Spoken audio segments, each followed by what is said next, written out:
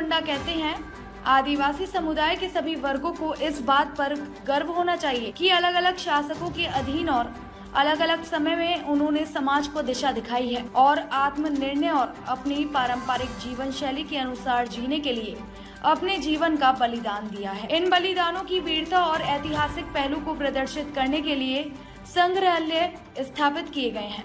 PM Modi का कहना है कि सभी राज्यों में इस तरह के संग्रहालय होने चाहिए और लोगों को इन्हें देखना चाहिए और इसलिए जनजातीय मामलों का मंत्रालय इस पर काम कर रहा है।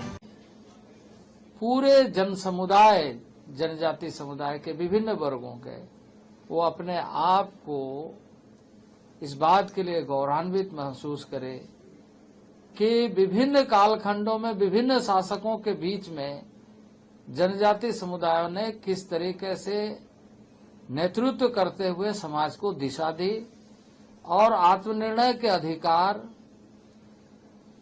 और उनके जो नैसर्गिक जीवन को बरकरार रखने के लिए आहुति दी। और इसलिए 15 नवंबर को,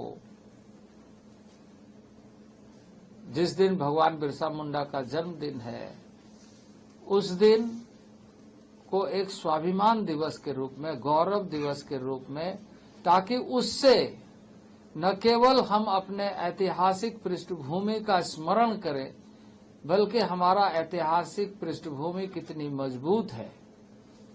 क्योंकि भगवान बिरसा मुंडा ही नहीं, देश में ऐसे विविध क्षेत्रों में प्रांतीय स्तर पर यदि हम देखें, चाहे उड़ीसा के इतिहास को देखें, चाहे मध्य प्रदेश के इतिहास को देखें, चाहे छत्तीसगढ़ के, महाराष्ट्र के, गुजरात के, बंगाल के या नॉर्थ ईस्ट के राज्यों में, ऐसे बहुत सारे क्षेत्रों में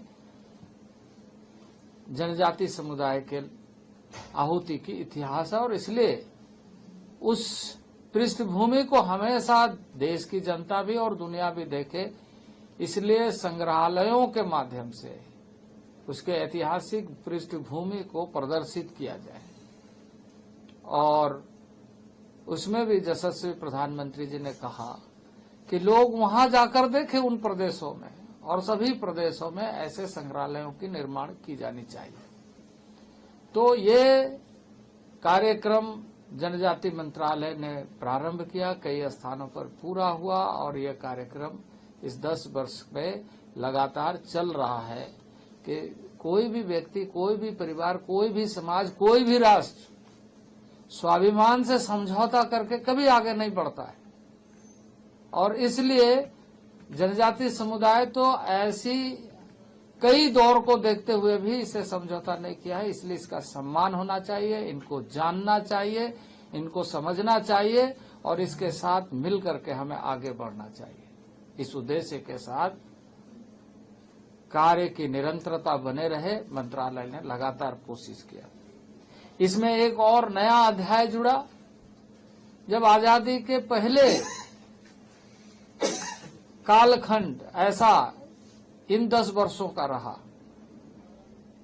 क्योंकि हम सभी जानते हैं कि 75 साल हमने देश की आजादी का इस देश में यात्रा की है, लेकिन जनजाति समुदाय में से कोई भी ऐसे पदों पर जिससे ये कहा जाए कि वास्तविक रूप से उन समुदायों के बीच से हम इस देश को प्रतिबिंबित करना चाहते हैं, ऐसा निर्णय पूर्व की सरकारों ने नहीं की। आदरणीय नरेंद्र भाई मोदी के नेतृत्व में एक अभूतपूर्व फैसला हुआ कि एक जनजाति महिला को देश का राष्ट्रपति, सर्वोच्च नागरिक के रूप में चयन किया गया। और आज ये अंतर्राष्ट्रीय फलक पर दिखाई दे रहा है कि भारत कितना लोकतांत्रिक मूल्यों का धनी है, नेतृत्व का धनी है कि एक जनजाति समुदाय की महिला को देश का राष्ट्रपति बनाने का गौरव प्राप्त किया। ये गौरव देश का भी गौरव है और जनजाति समुदाय का भी गौरव है। जनजाति समुदाय के सम्मान को अलंकृत करते हुए मैं मानता हूं कि इस पद पर राष्ट्रपति सुशोभित हुई हैं। तो जैसे मैंने कहा कि कोई भी देश, कोई भी समाज अपने स्वाभिमान या आप सामान्य रूप से देखें तो एक परिवार भी अपने आप को सोचता है कि समाज में मेरा एक स्तर होना चाहिए, एक हमारा सम्मान होना चाहिए, या हम ऐसा कोई कार्य न करें जिससे हमारे पारिवारिक सम्मान पर ठेस पहुंचे। तो इसके लिए हमेशा लोग ध्यान रखते हैं। हम तो देश के हैं और देश में एक बड़े भूभाग में रहने वाले, आदिकाल से परंपराओं को, जीवंत परंपराओं को बनाए रखने वाले, क्योंकि आज वैज्ञानिक दृष्टि से जो जिन चीजों की बात करते हैं वो आदिकाल से जी करके प्रस्तुत करने का काम जनजाति समाज ने किया है। और उसका मूल अवधारणा है जल, जंगल, जमीन, जानवर, जनता। ये जो समावेशी जीवन है, समन्वय जीवन है, ये समन्वय जीवन को लगातार जीने का काम जनजाति समुदाय ने किया है। और इसी को आज पर्यावरणविद या जब हम किसी क्षेत्र में खास करके यदि हम एग्रीकल्चर सेक्टर में हमारा ICR रिसर्च करता है तो उसका बेस यही होता है कि मिट्टी की ताकत क्या है।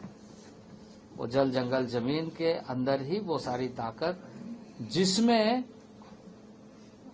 हमारी, जिसे हम कहते हैं जर्मिनेटिंग सिस्टम, तो इसको आप ये कह सकते हैं कि तत्वज्ञानी के रूप में जनजाति की परंपरा में है।